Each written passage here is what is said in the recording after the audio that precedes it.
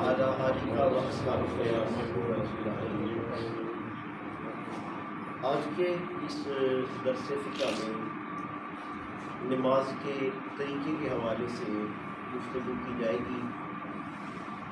گزشتہ نشست میں نماز کے فرائض، واجبات اور نماز کی شرائط کو بیان کیا گیا تھا۔ یہ بات ذہن نشین رکھیں کہ نماز کا جو طریقہ ہے نا، اس میں اختلاف پایا جاتا ہے، اور یہ اختلاف آج سے نہیں ہے، یہ اختلاف صحابہ کرام رضوان اللہ تعالی علیہم اجمعین کے دور میں تھا۔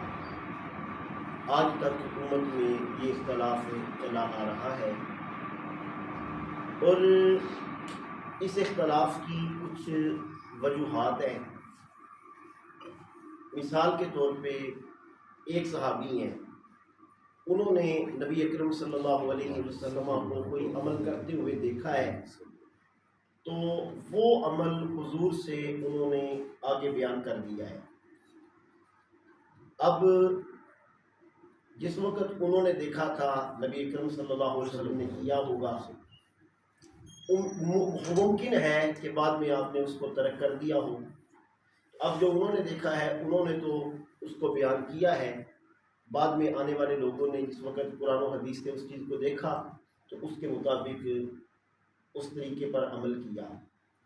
اور بعض صحابہ ایسے ہوں گے جنہوں نے آخری عمل کو دیکھا ہوگا، انہوں نے اس کو روایت کیا۔ تو یہ ایسا اختلاف ہے۔ پہلی تو بات ہے کہ اس اختلاف کی وجہ سے کوئی بندہ بھی دائرہ اسلام سے خارج نہیں ہوتا۔ ہمارے ہاں جو نماز ادا کی جاتی ہے وہ ائمہ کی تقلید میں ادا کی جاتی ہے۔ ائمہ کی تقلید کیا ہوتی ہے کہ جیسا کہ میں نے بتایا کہ احادیث میں بعض اوقات نماز کے طریقے میں اختلاف آ جاتا ہے۔ فقہاء کا یہ کام ہوتا ہے کہ وہ قرآن و حدیث کو سمجھتے ہیں، قرآن و حدیث میں محنت کرتے ہیں اور ایک نتیجے تک پہنچتے ہیں۔ جو نتیجہ ان کا نکلتا ہے اس کو وہ بیان کر دیتے ہیں۔ اب جو انہوں نے بیان کیا ہے، سننے والوں نے اس کے مطابق بغیر دلیل طلب کیے اس پہ عمل کیا ہے۔ ہاں، ان کے پاس دلیل موجود تھی، انہوں نے اس مسئلے پہ جو ہے وہ پوری محنت کی ہے۔ تو اس صورت میں نماز کے طریقہ میں اختلاف پایا جاتا ہے۔ اور حدیث پاک ہے، نبی پاک علیہ السلام نے ارشاد فرمایا، جب کوئی مجتہد، یہ بخاری کی حدیث پاک ہے، جب کوئی مجتہد اجتہاد کرے، یعنی قرآن و حدیث کو سامنے رکھ کے کسی مسئلہ میں محنت کرے، اب دو صورتیں بنیں گی، یا تو اس کی محنت بالکل صحیح نتیجے میں پہنچ جائے گی، اور یہ بھی ہو سکتا ہے کہ اس سے خطا ہو جائے گی، اس سے غلطی ہو جائے گی۔ نبی پاک علیہ السلام نے فرمایا، اگر تو اس کی محنت بالکل صحیح ہو گئی، اللہ تعالیٰ اس کو 2 اجر عطا فرمائے گا۔ پہلا اجر محنت کرنے کا، اور دوسرا صحیح مقام تک پہنچ جانے کا۔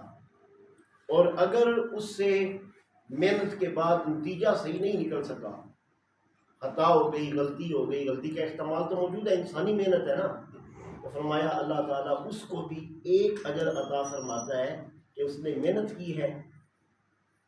اور وجہ کیا ہے نماز کے طریقہ میں اختلاف کی؟ اس کے اندر ایک حکمت ہے۔ وہ حکمت یہ ہے کہ اللہ رب کائنات نے اپنے محبوب کی ہر ادا کو زندہ رکھا ہے۔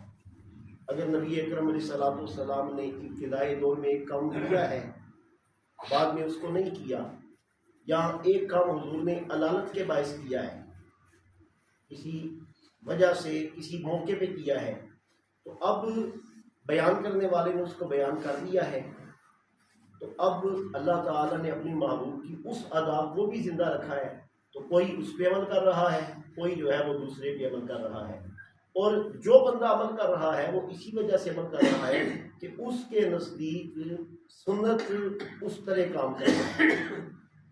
اس کے نزدیک سنت کیا ہے جس طرح وہ عمل کر رہا ہے، کیونکہ محنت کرنے والوں نے محنت کی، انہوں نے نتیجہ نکالا، اس بندے نے ان کی محنت کے مطابق جو ہے وہ عمل کر دیا۔ اب ہر بندہ اگر یہ کہے کہ میں خود محنت کروں گا تو ہر بندے میں تو یہ قابلیت نہیں ہے. انسان کے پاس دو اختیار ہے، یا محنت کرے اور یا کسی محنت کرنے والے کی محنت پہ جو ہے وہ اعتماد کر لے. اور یہ صحابہ کرام کے دور میں بھی ہوتا تھا. حضرت عبداللہ ابن عباس اور زید بن ثابت یہ مختلف علاقے میں فتویٰ دیتے تھے. زید بن ثابت مدینہ شریف میں فتویٰ دیتے تھے، عبداللہ ابن عباس جو ہے وہ مکہ شریف میں فتویٰ دیتے تھے. تو حج کے موقع پہ ان دونوں ہستیوں کے جو علاقے کے لوگ تھے ان کا اختلاف ہو گیا. کچھ کہتے تھے کہ یہ کام ہم نے ایسے کرنا ہے، انہوں نے کہا نہیں، ہمارے زید بن ثابت نے تو ہمیں یوں کہا ہے. تو جس وقت اختلاف ہوا تو صحابہ کرام نے یہ کہا کہ ہر بندہ اپنے علاقے کے جو مفتیان کرام ہے، یعنی عبداللہ ابن عباس کے علاقے کے، وہ عبداللہ ابن عباس پہ اعتماد کریں گے، ان کی رائے پہ عمل کریں گے. اور جو زید بن ثابت کے علاقے سے آئے ہیں وہ ان کی رائے کے مطابق عمل کریں گے. اور دونوں کا عمل بالکل ٹھیک ہوگا، دونوں کا عمل سنت کے مطابق ہوگا. کیوں؟ کیونکہ وہ بھی حضور سید عالم علیہ السلام سے جو کچھ حاصل کیا اس کو آگے پھیلا رہے ہیں، اور یہ بھی نبی پاک علیہ السلام سے جو کچھ حاصل کیا ہے اس کو آگے بتا رہے ہیں، آگے پھیلا رہے ہیں.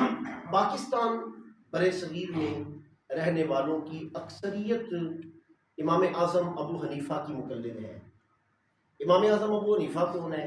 یہ تابعی ہیں، اور ان کا اعزاز یہ ہے کہ ان سے پہلے، امام ابو حنیفہ سے پہلے فقہ کا وجود اس طرح تھا کہ کوئی مسئلہ پیش آیا، لوگوں نے جا کے مفتی صاحب سے سوال پوچھ لیا. صحابہ کرام کے دور میں 50 صحابہ یا 49 صحابہ صاحب فتویٰ تھے، وہ فتویٰ دیتے تھے، باقی سارے ان کی رائے پہ عمل کرتے تھے. یعنی جو کسی صاحب فتویٰ نے بتا دیا، باقیوں نے ان کی رائے پہ عمل کرنا ہے. اور میں نے یہ بھی بتا دیا کہ بعض اوقات صاحب فتویٰ کی رائے پہ اختلاف ہو جاتا تھا. جیسے میں نے حضرت زید اور حضرت عبداللہ ابن عباس کی رائے کے بارے میں بتایا کہ ان کا مسئلہ اور تھا، دوسرے نے مسئلہ اور بتایا تھا. صحابہ کرام نے آپس میں پھر انہوں نے یہی کہا انادا قول زید وناخذ قولک، کیا ہم حضرت زید کی بات چھوڑ دیں؟ ہمارے علاقے میں تو صحابی وہ ہیں جو فتویٰ دے رہے ہیں. تو صحابہ کے زمانے میں مسئلہ یہ تھا کہ 49 صحابہ صاحب فتویٰ تھے، یا بعد والے زمانے میں کچھ اور لوگ صاحب فتویٰ تھے، وہ فتویٰ دے دیتے تھے جب کوئی معاملہ پیش آتا تھا. امام اعظم ابو حنیفہ رحمۃ اللہ علیہ، ان کا یہ اعزاز ہے کہ انہوں نے سب سے پہلے اس بات کو سمجھا کہ آج کے دور میں ایسا ہوتا ہے کہ مسئلہ پیش آیا اور اس کا حل مفتیان کرام سے تلاش کر دیا. کیا آنے والے ہر دور میں ہر بندے کو یہ سہولت میسر ہوگی؟ کیا اس کے علاقے میں اتنے لوگ جاننے والے موجود ہوں گے کہ وہ محنت کر کے فتویٰ دے سکے؟ اس بات کے پیش نظر آپ نے 40 افراد پہ مشتمل ایک کمیٹی بنائی جس میں ہر فن کا ایک ماہر موجود تھا. ہر فن کا ایک ماہر موجود ہے. عربی زبان کا ماہر، اس کے بعد قرآن کا ماہر بڑا مفسر، پھر حدیث کا ماہر، پھر راویوں کو پرکھنے کا ماہر، پھر مسائل کو سمجھنے کا ماہر. ہر فن کے ماہر کو جمع کیا. عربی لغت کے ماہر، عربی ادب کے ماہر، معانی کے ماہر، یعنی کس اعتبار سے قرآن و حدیث کو سمجھا جا سکتا ہے، ہر فن کے ماہرین کو جمع کیا اور انہیں یہ کہا کہ ہمیں آنے والے لوگوں کے لیے محنت کرنی چاہیے. ہر بندے کو یہ سہولت نہیں ہوگی کہ ہر بندے کے پاس ایک مفتی صاحب موجود ہو. آپ نے سب سے پہلے قرآن و حدیث سے 83,000 مسائل کو اخذ کیا. 83,000 مسائل کو اخذ کیا، اپنے شاگردوں کو لکھوا دیا. بعد میں شاگردوں نے اس میں محنت کی. 6 لاکھ مسائل تک آپ کی شاگردوں نے. اور مفروضات پہ، مثال کے طور پر مفروضہ کیا ہے؟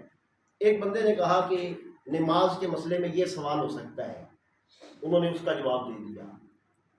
بیع و شراء، خرید و فروخت کے مسئلے میں یہ سوال پیدا ہو سکتا ہے، انہوں نے اس کا حل جو ہے وہ تلاش کیا، لکھوا دیا. یعنی لوگ سوچتے تھے کیا اگر ایسا ہو جائے تو کیا ہوگا. اس کا فائدہ کیا ہوا کہ آج کے دور میں کتنے ہی مسائل ایسے ہیں جو نئے پیش آ رہے ہیں، لیکن اگر ہم وہ کتابیں جو فقہاء نے لکھی ہیں وہ پڑھیں تو آج کے دور میں پیش آمدہ مسائل جو ہیں وہ ہمارے سامنے آ جاتے ہیں کہ اس کا مسئلہ، اس مسئلے کا حل تو فلاں علاقے کے فلاں امام نے جو ہے وہ دے دیا ہوا ہے، اپنی کتاب کے اندر لکھا ہوا ہے. اس پہ اگر عمل کیا جائے تو پتہ لگ جاتا ہے کہ آج کے دور میں پیدا شدہ مسئلے کا حل یہ ہے. تو یہ محنت انہوں نے کی کہ قرآن و حدیث سے مسائل کو نکالا نکال کے لوگوں کے سامنے عملی طور پہ پیش کیا. آپ نے سب سے پہلے پیش کیا, بعد میں امام شافعی نے پیش کیا, احمد بن حنبل نے پیش کیا, امام مالک نے پیش کیا. آپ کا اعزاز یہ ہے کہ آپ نے اکیلے نہیں یہ کام کیا, بلکہ آپ کے ساتھ 40 بندوں کی کمیٹی تھی, اور پھر آپ نے انہیں کہا تھا کہ تم نے محنت کرنی ہے اور سوال در سوال کرنا ہے, انتہا تک پہنچنا ہے. یہ نہیں کہ میں نے کہہ دیا ہے تو اب تم نے کہنا ہے اوکے. کیوں؟ کیونکہ لوگوں نے ہمیں دوزخ پہ پل بنا دینا ہے, ہم نے محنت کرنی ہے, لوگوں نے اس کے اوپر سے گزر جانا ہے, ہمیں نتیجہ صحیح نکالنا چاہیے. تو اس وجہ سے اختلاف موجود ہے, اور یہ اختلاف جیسے کہ میں نے بتایا کہ صحابہ کرام کے دور میں بھی تھا. اس اختلاف سے کوئی بندہ دائرہ اسلام سے خارج نہیں ہو جاتا. ایک بندہ ہے وہ رفع الیدین کے ساتھ نماز پڑھ رہا ہے, اگر آپ اسے پوچھیں گے کیوں پڑھ رہا ہے تو وہ یہ کہے گا کہ یہ تو حضور کی سنت ہے. اچھا, اگر آپ بغیر رفع الیدین کے ساتھ پڑھ رہے ہیں تو آپ کیا حضور کی سنت پہ عمل نہیں کر رہے؟ آپ بھی حضور کی سنت پہ عمل, آپ کہیں گے حضور کی سنت ہے, آپ بھی یہ کہیں گے حضور کی سنت ہے. مقصد کیا ہے کہ دونوں ایک ہی نتیجے پہ پہنچنا چاہتے ہیں, وہ ہے نبی پاک سید عالم علیہ السلام کے عمل کی تلاش کرنا. اور یہ حضور کی قیادت, یہ نبی اکرم صلی اللہ علیہ وسلم کا جو رہنما ہونا ہے, امام ہونا ہے, اس پہ دلالت کرتا ہے کہ 14 صدیاں حضور سید عالم علیہ السلام کو اس دنیا سے تشریف لائے ہوئے گزر چکی ہیں, اور آج بھی لوگ نبی پاک علیہ السلام سے نقشے قدم تلاش کر رہے ہیں اور اس کے مطابق عمل کر رہے ہیں. تو اس اعتبار سے یہ جو 3-4 وجوہات میں نے بیان کی, نماز کے طریقہ کار میں اختلاف موجود ہے, لیکن یہ اختلاف ایسا نہیں ہے جس کی وجہ سے کوئی بندہ دائرہ اسلام سے خارج ہو جائے یا کہا جائے کہ اس کی نماز ہی کوئی نہیں. اس میں اعتدال کا رستہ اپنانا چاہیے. اب ہم یہ دیکھتے ہیں کہ جو نماز ہم ادا کر رہے ہیں, کیا وہ واقعتاً نبی پاک سید عالم علیہ السلام کی حدیث مبارکہ سے ثابت ہے؟ اس میں سب سے پہلے ہم ہاتھوں کو اٹھاتے ہیں کانوں کی روح تک. اچھا, اس بات کو میں آپ کو سمجھاؤں گا تو آپ کو سمجھ آ جائے گی کہ نماز کے طریقہ میں اختلاف ہے کیسا.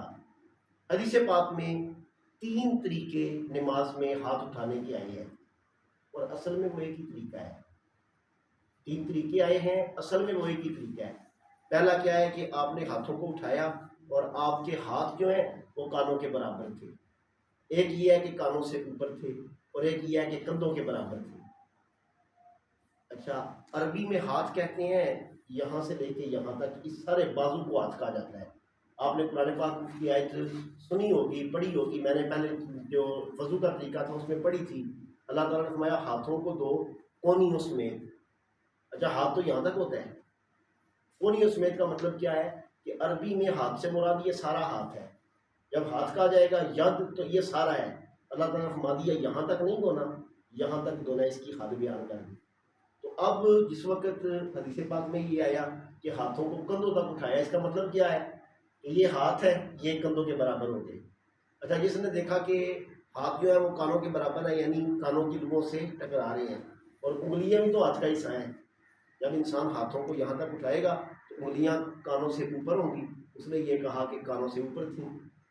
اگر اس پہ تحقیق کی جائے, اس کو سمجھا جائے تو پتہ یہ چلتا ہے کہ ہاتھ اس طرح اٹھائے گئے تھے کہ انگلیاں جو ہیں وہ کانوں سے اوپر تھیں.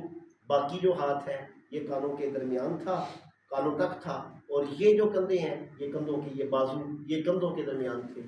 تو اس طرح یہ سارا طریقہ نماز حدیث مبارکہ سے ثابت ہے. پھر ثنا پڑھی جاتی ہے. صحابہ کرام نے ہی اس ثنا کو نبی پاک صلی اللہ علیہ وسلم سے بیان کیا, حدیث میں یہ بھی موجود ہے. اس کے بعد سورہ فاتحہ اور سورت ملائی جاتی ہے.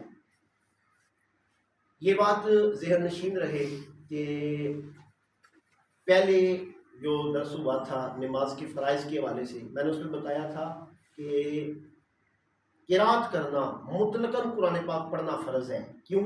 اللہ تعالیٰ نے فرمایا فَقْرَؤْا مَا تَيَسَّرَ مِنَ الْقُرْآنِ, جو قرآن پاک میسر ہو تمہیں جتنا آسانی سے پڑھ لو وہ پڑھو. اس سے مطلق قرآن پاک پڑھنا فرض قرار دے دیا گیا, اور واجب نبی پاک علیہ السلام کی حدیث پاک ہے. آپ نے فرمایا لا صلاۃ الا بفاتحۃ الکتاب, جس بندے نے سورہ فاتحہ نہیں پڑھی اس کی نماز نہیں ہوئی، جس بندے نے سورہ فاتحہ نہیں پڑھی اس کی نماز نہیں ہوئی۔ اس سے یہ بات پتہ چلی کہ سورہ فاتحہ پڑھی جائے گی اور یہ واجب ہے۔ مطلقاً قرآن پڑھنا فرض ہوا، سورہ فاتحہ پڑھنا واجب ہوا۔ اسی طرح صحیح مسلم کی حدیث پاک ہے، نبی پاک علیہ السلام نے ارشاد فرمایا اس بندے کی نماز نہیں ہوئی جس نے سورہ فاتحہ اور تھوڑا سا قرآن نہیں پڑھا۔ اور تھوڑا سا قرآن جو سورہ فاتحہ کے بعد صورت ملائی جاتی ہے، ایک بڑی آیت ملائی جاتی ہے، 3 چھوٹی آیات ملائی جاتی ہیں، یعنی سورہ فاتحہ کے بعد جو قرآن پاک کا کچھ حصہ پڑھا جاتا ہے تھوڑا سا، اس کو حدیث پاک میں نبی پاک صلی اللہ علیہ وسلم نے بیان فرما دیا۔ اچھا، یہاں ایک مسئلہ جو ہمارے ہاں بہت زیادہ درپیش ہے، بہت زیادہ اس پہ بحث کی جاتی ہے کہ جس وقت امام نماز پڑھا رہا ہے تو کیا مقتدی اس کے پیچھے قرآن پاک پڑھے گا یا نہیں پڑھے گا؟ تو یہ مسئلہ جو ہے یہ بھی نبی اکرم سید عالم علیہ السلام سے ثابت ہے۔ حضور سید عالم علیہ السلام نماز پڑھا رہے تھے، اور نماز بھی ظہر کی نماز تھی، ظہر کی نماز تھی۔ حضور سید عالم علیہ السلام سبح اسم ربک الاعلیٰ پڑھ رہے تھے، اور پیچھے بندہ جو ہے وہ بھی سبح اسم ربک الاعلیٰ پڑھ رہا تھا۔ حضور نے نماز کے بعد کہا کہ کون ہے جو مجھ سے میرا قرآن چھین رہا تھا؟ جس وقت قرآن پڑھا جائے تم خاموش ہو جاؤ، اور اسی موقع پر یہ آیت کریمہ اذا قرئ القرآن فاستمعوا له وانصتوا له فاستمعوا له وانصتوا له لعلکم ترحمون، کہ جب قرآن پڑھا جائے تو خاموش ہو جاؤ اور خوب توجہ سے اس کو سنو تاکہ تم پہ رحم کیا جائے۔ نبی پاک علیہ السلام کی حدیث پاک ہے کہ امام بنایا ہی اسی لیے جاتا ہے کہ اس کی اتباع کی جائے۔ اس کی اتباع کیا ہے؟ حضور نے فرمایا جب وہ تکبیر کہے تکبیر کہو، اور جب وہ اذا قرئ فانصتوا، اور جب وہ قرآن پڑھ رہا ہو تو پھر تم اس کا قرآن سنو اور خود تم اس کے پیچھے خاموش رہو۔ اسی طرح نبی اکرم سید عالم علیہ السلام سے یہ بھی حدیث پاک ابن ماجہ میں موجود ہے، نبی پاک علیہ السلام نے ارشاد فرمایا کہ جس بندے نے کسی کو امام بنا دیا ہے فقرات الامام لاہو قرات، تو اس کا قرآن پڑھنا مقتدی کا قرآن پڑھنا ہے۔ جب قرآن پاک پڑھا جائے گا تو مقتدی اس کے پیچھے خاموش رہے گا۔ اچھا، سورت ملانا بھی قرآن ہے، سورت ملانا بھی قرآن ہے، اور قرآن پاک پڑھنا اور سورہ فاتحہ پڑھنا بھی قرآن ہے۔ بندہ یہ کہے کہ سورت ملانا تو قرآن ہے لیکن سورہ فاتحہ پڑھنا بھی، سورہ فاتحہ بھی تو قرآن پاک کا حصہ ہے۔ تو یہ مسئلہ ہمارے درمیان درپیش سب سے زیادہ رہتا ہے۔ دوسرا مسئلہ جو ہمارے ہاں درپیش رہتا ہے وہ رفع الیدین کا مسئلہ ہے۔ رفع الیدین کیا ہے؟ ہاتھوں کو بار بار نماز میں اٹھانا۔